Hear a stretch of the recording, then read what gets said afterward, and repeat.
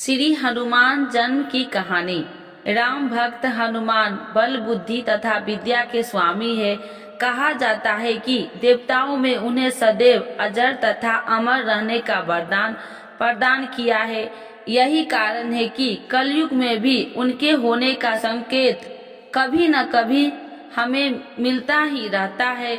इनकी आराधना भगवान शिव के रुद्र अवतार के रूप में की जाती है। पौराणिक कथा के अनुसार राजा दशरथ के जब कोई संतान नहीं हुई, तब उनके कुल गुरु महर्षि वशिष्ठ ने पुत्र यज्ञ के आयोजन का परामर्श दिया। दूर दूर से इस यज्ञ में भाग लेने के लिए एक से एक विद्वान महात्मा आए तथा यज्ञ को सफलता पूर्वक पूरा किया।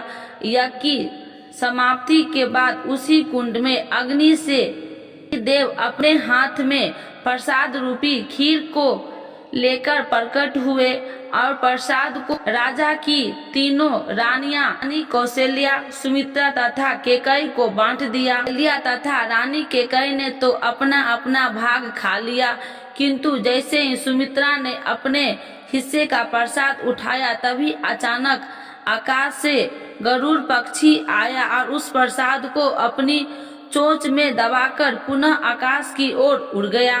ठीक उसी समय एक पर्वतीय स्थान पर महारानी अंजना पुत्र प्राप्ति हेतु तपस्या कर रही थी। वह प्रसाद गरुड़ से छूटकर उनकी गोद में आ गिरा। अंजना को लगा कि यह उनकी तपस्या का फल है। उन्होंने उस प्रसाद को ईश्वर का आशीर्वाद समझकर उसे खा लिया, जिससे उन्हें हनुमान जी पुत्र रूप में प्राप्त हुए। उधर सुमित्रा को निराश देखकर रानी कौशल्या तथा केकई ने रानी सुमित्रा को अपने प्रसाद में से थोड़ा थोड़ा भाग दिया। इसी कारण रानी सुमित्रा को दो जुड़वा संतान के रूप में लक्ष्मण तथा शत्रुघ्न पैदा हुए। साथ ही राजा दशरथ की रानी कौशल्या को श्री राम तथा केकई के भरत पुत्र रूप में प्राप्त हुए। एक अन्य कथा हमें बताती है कि देवताओं के राजा इंद्र ने स्वर्ग लोक में बहुत सी अप्सराएं रहा करती थी। उन्हीं अप्सराओं में से एक कुंजी कस्थला नाम की अप्सराएं थी। एक समय इंद्र की सभा में उपस्थित थी तभी दुर्वासा ऋषि की स्वर्ग लोक में आगमन हुआ। देवराज इंद्र तथा ऋषि दुर्वासा के बीच बात चल रही थी कि अप्सरा कुंजी कस्थला अपने चंचल स्वभाव के कारण एक स्थान पर न रहकर इधर उधर आ जा रही थी। उसने दुर्वासा ऋषि को क्रोध में आ गया और अपने ध्यान से विघ्न पड़ने के कारण उन्होंने पुंजिका स्थला को बानरी के जाने को श्राप दिया। ऐसा सुनते ही वह रोने लगी तथा क्षमा याचना करने लगी।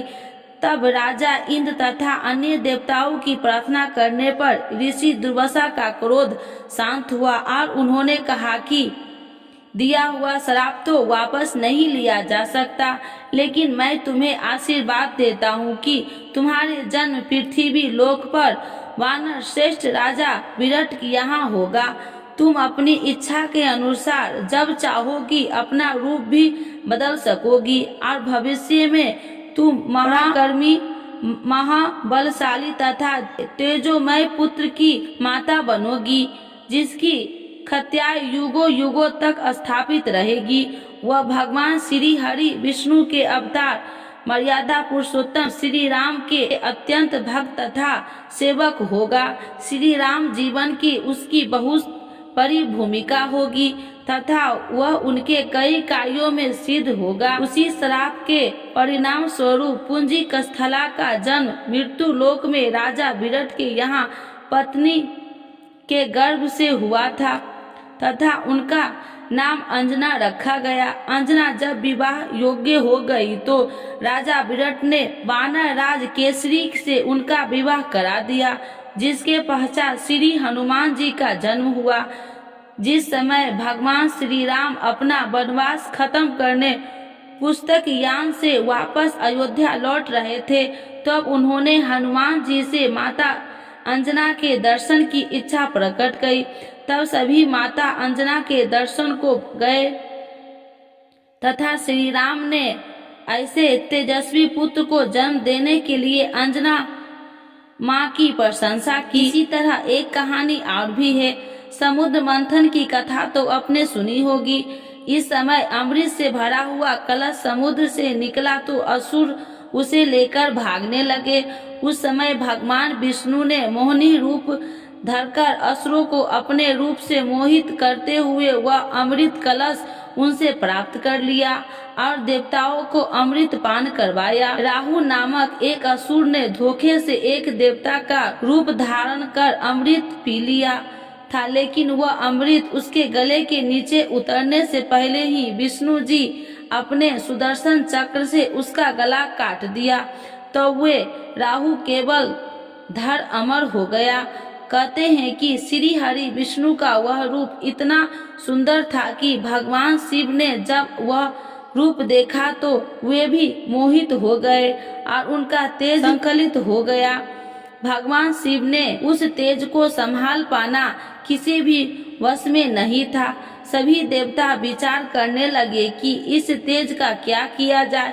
तभी सभी देवताओं की सलाह मानकर विष्णु जी ने इस तेज को धारण करने की क्षमता प्रदान करते हुए तपस्या कर रही थी अंजना के गर्भ में स्थापित कर दिया, जिससे शिव जी के 11वें रुद्रावतार के रूप में महाबलशाली श्री हनुमान जी का जन्म हुआ।